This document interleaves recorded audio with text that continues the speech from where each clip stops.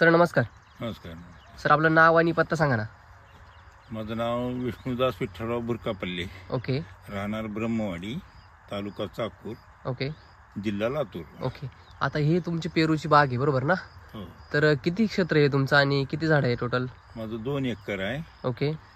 आणि जवळपास 2000 रुपये. 2000 रुपये. हो ओके. म्हणजे हा एकरी 1000 रुपये बसवले तुम्ही. हो. किती वर्षाची झाली तुमची बाग ही. ही आता 10-11 महिन्याची झाली. 11 महिन्याची बाग झाली. हो. ओके. आता 11 महिन्याची बाग आहे तुमची बरोबर ना. हो. तर काय काय व्यवस्थापन केलंय, कसं केलंय तुम्ही याच्यासाठी सांगा ना थोडंसं.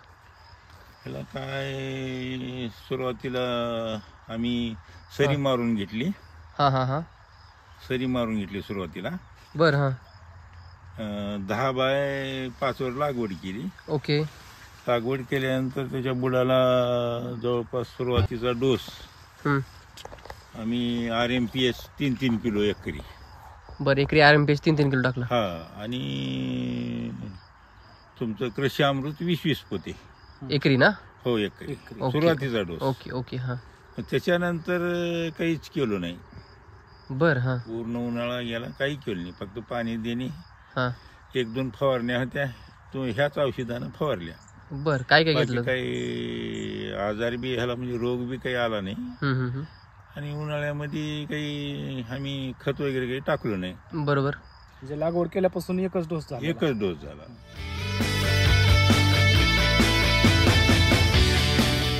ज्यावेळेस आम्ही बाग धरायचं ठरलो हां. जुलैमध्ये, लागवडीची तारीख काय. नोव्हेंबरची माझ्या माहितीप्रमाणे 10-11 असेल. नोव्हेंबर. Okay okay. 2024. हो 2024. आणि आजची तारीख आज 18 आज 19 18 सप्टेंबर 18 सप्टेंबर 2025. बरोबर. म्हणजे एकंदरीत 11 महिन्याची बाग झाली. हो, 11 महिन्याची. ओके. 11व्या महिन्यात हार्वेस्टिंगला येते मग. बरोबर. किती दिवस लागेल आता ह्याला हार्वेस्टिंग यायला. आता हे फळ आपण जर बघितलं बघा तर साईज वगैरे व्हायला लागली त्याची आता. हो. दिसतंय. होय. किती दिवस बाकी आहे तुमचं अजून हार्वेस्टिंगला. हार्वेस्टिंगला एक 8 दिवसात 25 तारखेला ते व्यापारी आलता, येऊन बघून गेला. कालच आलता. बरं बरं. हां. समजा तुम्ही तो पहिला बेसल भरला बरोबर ना. हा. तर दुसरा बेसल तुम्ही बाग धरायची. ज्यावेळेस आम्ही माल लागला हां हां. ऑटोमॅटिक ह्याला कटिंग केलं नाही काय काय कटिंग वगैरे म्हणजे काही तुम्ही केली बाग ही नैसर्गिक पण जशी होती तशी ठेवली. हो, जसं आहे तसं ठेवली. फाटा कुठलाच कट केली नाही आम्ही. बरं. ओके. हां मग पेरू दिसले थोडं. हां हां हां. दिसल्यानंतर माने साहेबाला फोन केलो. म्हणजे आता डोस भरू. डोस भरूत म्हणल्यानंतर मग सुरुवातीलाच आम्ही 70 पोते आणला. बरं. ओके. हां. कृषी अमृत. ओके. आणि RMPH 3-3 किलोच आणला. Okay okay. एकरी. हां हां हां. म्हणजे 3-3 किलोच्या 2-2 बॅगा आणल्या RMPHच्या. ओके. मग बेसल डोस टाकला हां हां. पूर्ण बागेला. किती टाकला. जवळपास त्याच्यातले 40च पोते टाकले. 20-20 पोते. 20 पोतेच टाकले. बरोबर. हां 20 बरोबर. पोतेच टाकले. 30 पोते उरले होते. हां हां हां. 70 आणले होते. हां. 30 पोते उरले होते. मग त्याच्यानंतर पुन्हा मग SSM हां. 5-5-3-3 ओके. 2 एकरसाठी. 2 एकरला. Okay okay. हां हां. एक महिन्यात रिपीट केलं. 1 महिन्याच्या आतच रिपीट केलो. ओके. हां. 1 महिन्याची 30 दिवसाच्या आत रिपीट केलो. बरोबर.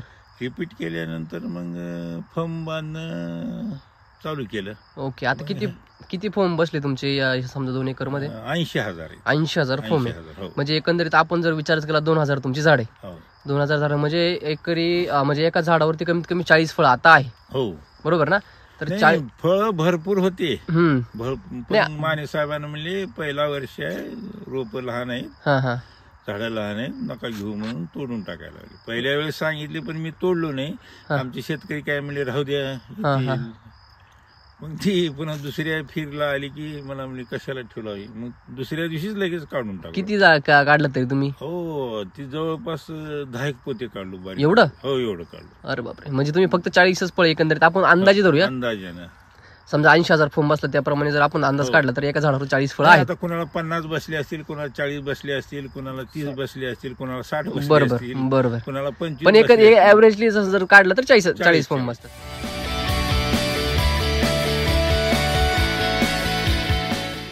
आता 40 फोम जर म्हटलं तर समजा एका फळाचं आपण वजन जरी 500 ग्राम जरी धरलं, होय बरोबर आहे. आता समजा हे माने सर तुमच्या हातात फळ आहे, काय ग्रामचं असेल ते समजा तरी 400 प्लस होईल की 400 प्लस आणि ते तिकडचं हे 300 प्लस 300 प्लस. ओके, म्हणजेच काय आणखीन ह्याची वजन वाढायचंय, पण एकंदरीत आपण 500 ग्राम धरले, हा सगळं मॅचवर फळ जे आहे ते 500 ग्राम दोन ही आम्ही फळांचं. नाही ही केलं आम्ही 2 वेळा केलो LSQ. ओके, नाही त्याच्यावरती जाऊच आपण. LSQ 2 वेळा केलो हा, आणि RMPH भिजू घातला. ओके, फक्त ह्या पावसामुळे मला टाकता आली नाही. नक्कीच नक्कीच, वाहून जाईल म्हणून थांबलो. बरोबर. आता समजा हे 500 ग्राम जरी आपण जरी धरलं, हो बरोबर ना, हो तर 500 ग्राम जरी धरलं तरी समजा एका झाडावर कमीत कमी आता 20 किलो माल आहे, हो हो बरोबर ना. ओके, व्यापाराचा तुमचा काय अनुभव आहे? समजा तुमच्याकडे व्यापारी आला तर तुम्हाला तो काय म्हटला आता की समजा मार्केटमध्ये काय असेल त्यापेक्षा 1-2 रुपये तुम्हाला काय काय सांगत होते? देतो म्हणला वाढवा वाढ देतो बोल, खेडचा व्यापारी आलता. बरोबर. म्हणलं बाजारपेक्षा तुम्हाला 1-2 रुपये आगाव देतो. बरोबर त्याने खाऊनही बघितला, चव बघितला, नंबर 1 आहे म्हणून. 2 जण आलते व्यापारी. बरोबर. म्हणजेच आता समजा जर आपण जरी ॲव्हरेजली काढलं हा, समजा 700 रुपये पर झाड, हा. तर मग समजा 2000 झाडांचं जर किती काढलं तर किती एक हे होतं? 7 दूनी 14. 14 लाख रुपये एकरी उत्पन्न तुमचं निघतंय, बरोबर ना. म्हणजे गणित जर आपण जर काढलं तर समजा तोच रेट जर फिक्स जरी धरला आपण, फिक्स मार्केटमध्ये नाही नाही तसं नाही तसं नाही, आपण सगळ्यात कमी आजचा रेट जर बाजारभाव जर बघितला तर 35 रुपये जरी धरला आजच्या बाजारभाव, चालू झालं मागच्या आठवड्यात वाढेल कमी होईल काय सांगता येते आपण. हो 20-25 होतं बरोबर आहे. समजा जरी समजा 35 जरी आपण जरी धरलं समजा 2, नशीब. नवरात्रामध्ये जर हार्वेस्टिंग हो, झालं तर rate हो. येईल 25 तारखेला हार्वेस्टिंग करायचे. बरोबर, जी भाव असेल ती आपल्या दैवाने जी मिळेल ती मिळेल. नक्कीच. म्हणजेच काय एकंदरीत आपण जरी 35 रुपये जरी रेट जरी धरला होय. तरी समजा तुमच्या 2000 झाडांचे 14 लाखापर्यंत आपलं उत्पन्न होतंय. आम्ही 14 धरलो नाही साहेब. 14 जरी नाही धरला आपण जर 10 लाख जरी झाले तर भरपूर झाले. 50% खर्च झाला आणि 5 लाख 2 एकर मध्ये उरले तर भरपूर झाले. किती झाला आपला बेसल डोसा? 2-2.5 लाख रुपये गेला साहेब. समजा 2.5 लाख रुपये जरी 2-2.5 लाख रुपये जरी धरला तरी समजा 7.5 लाख रुपये तुमचा प्रॉफिट होते. 10 लाख रुपये तुम्ही बजेट जरी धरले हो, हो. तरी 7.5 लाख रुपये आपलं प्रॉफिट आहे. हो, हो, हो. ओके, सगळं त्याच्यात मॅन पॉवर वगैरे सगळं जरी धरलं समजा 50,000 रुपये एक्स्ट्रा 50% उत्पन्न जरी धरलो आपण हा हा चांगलं आहे, समाधान आहे. पण बाकीच्या पिकाचं असं काही खरं नक्की नाही. नक्कीच. पण आज आपण जे पीक केले त्या पिकाच्या कंडिशननुसार आपण जर बघितलं, नाही मी समाधान करा का मी नक्कीच नक्कीच. बोललोय माने सरला माझं.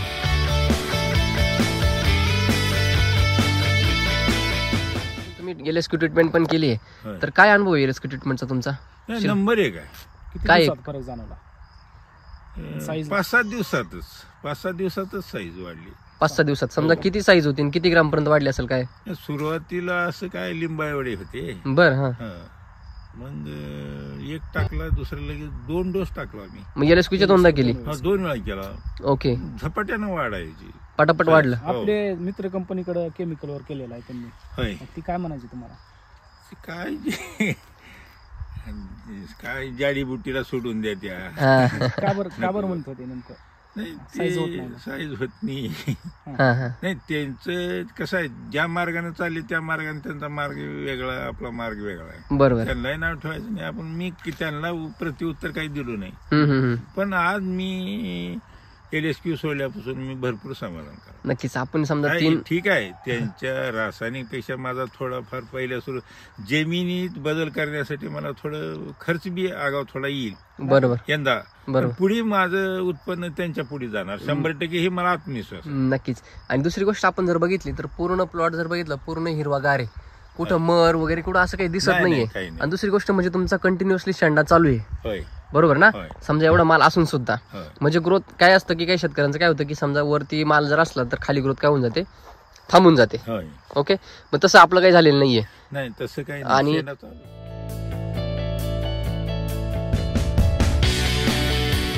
गोष्ट म्हणजे समजा रोगराई आणि कीड जास्त असते याच्यावरती किंवा नाही, कुजण्याची काही समस्या नाही. असते. आता तुम्हाला सांगतो, आमच्या मित्राचे हा फळ येऊन जवळपास हा. 20% फळ नुकसान झालेलं आहे. बागेत सडून पडलेले. काय बोलतो? काय परिणाम काय माहित नाही मला. हम्म. पण रासायनिक मुळे 20% त्यांचं नुकसान झाले. आलेलं फळ म्हणजे खराब तोंडाला झालं. आलेलं फळ काढायला आलं. मार्क काढायला आलेलं 20% वाटोळ झाले त्याचं. बरोबर. पण आपल्या प्लॉट मध्ये असं काही काय नाही. म्हणजे नुकसान तुमचं 20% टळलं. टळलं. ओके, फायदा तर तुम्हाला चांगला झाला. यांनी काय होतं की ज्यावेळेस तुम्ही एसटी वैदिक वापरता हा. त्याच्यामुळे काय होतं की आपल्या मातीची शक्ती वाढलेली असते, बरोबर आहे. त्याच्यामुळे काय होतं पिका, कसं आहे साहेब, मी इतके दिवस रासायनिक वापरत होतो. बरोबर. मला यंदा थोडं त्रास होणार आहे. म्हणजे त्रास म्हणजे कसं आहे, हं, सवय अगोदरची ₹10,000 हं, हं, हं. पुन्हा इंग्लिश म्हणल्यावर थोडं हीच आहे की नक्कीच. त्याच्यामुळे त्या माणसाला थोडं वाईट वाटतंय.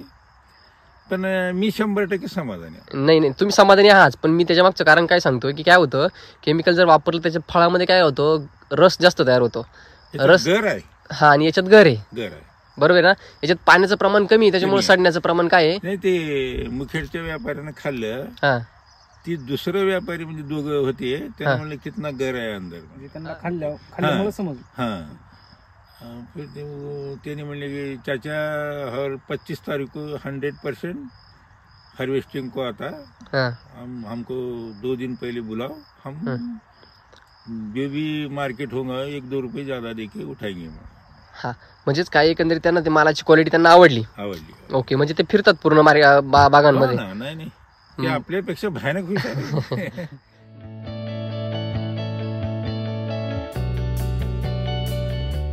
बरोबर आहे. पण समजा हे एसटी वैद्यक जर तुम्हाला जर मिळालंच नसतं तर त्याला काय असंच रबढप रासायनिकवर दुसऱ्यासारखं 20% माल खराब झाला. 20% माल खराब झाला असता. Okay okay okay. आणि जर समजा आपण जर शेतकरी काय म्हणतो की केमिकलवरती खर्च, आपला एसटी वरती खर्च जास्त होतो आणि केमिकलवरती कमी होतो.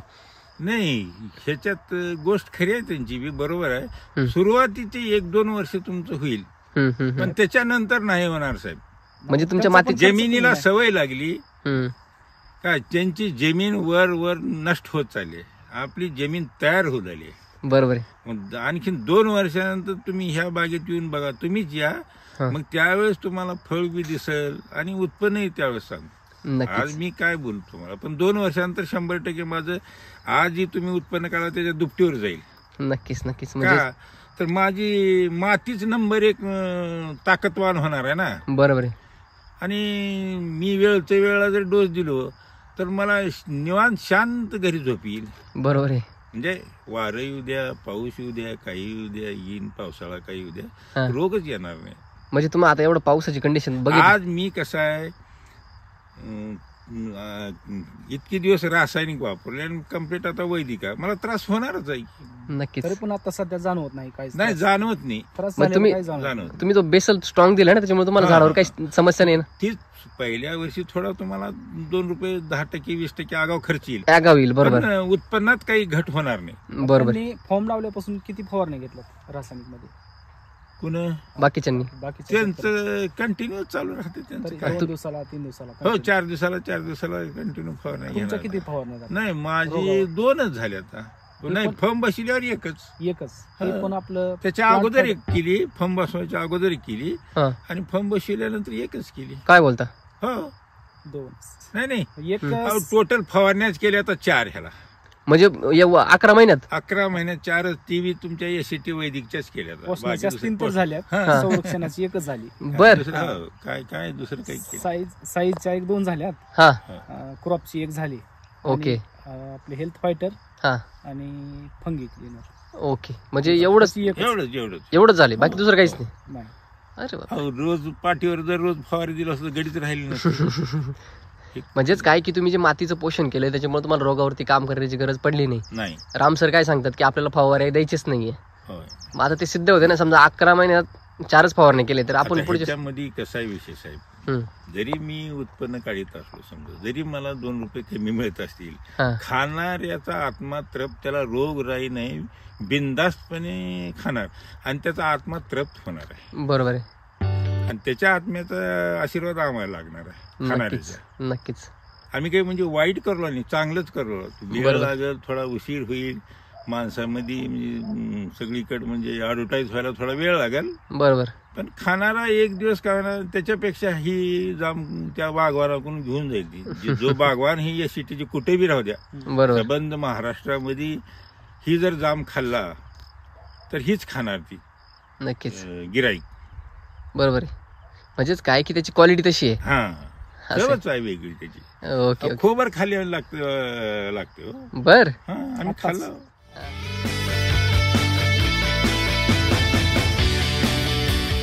अभिषेक सर खात आहेत काय सर अभिषेक सर तुमची रिॲक्शन? एक नंबर आहे. हा. एक नंबर. गोडी नुसती, फक्त गोडी. हा त्यांनी पैसे नाही कमावले, माणुसकी कमावली. ओके. त्यांचा अनुभव ते सांगत होते. नक्कीच आता जे बाकीचे शेतकरी आहेत समजा आसपास जे करतायत किंवा बाकीचे पिकं करतायत, तुम्ही काय सांगाल त्या शेतकरी मित्रांना? नाही कसं आहे, ही एवढ्या लवकर त्यांच्या डोक्यात बसणार नाही सर, हां नाही बसणार. नक्कीच. माझं बघतील, हां यंदा बघतील, पुढच्या वर्षी मी आणखीन केल्यानंतर मला पुढच्या वर्षी विचारतील की बाबा रे तुम्ही का करला, बरोबर. त्यावेळेस मी त्यांना सांगेन.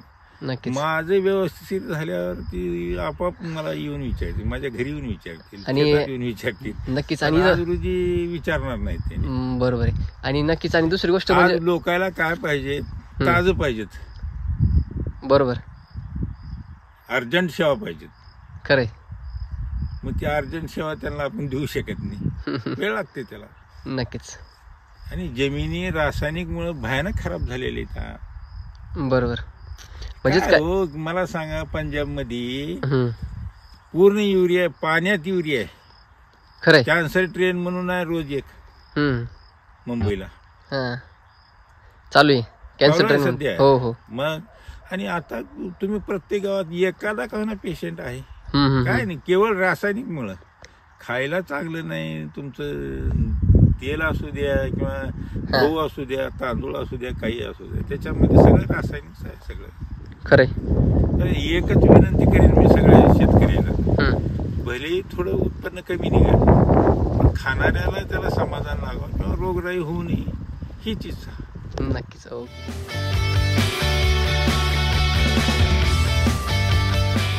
समजा तुम्हाला या भागात मार्गदर्शन कोण करते?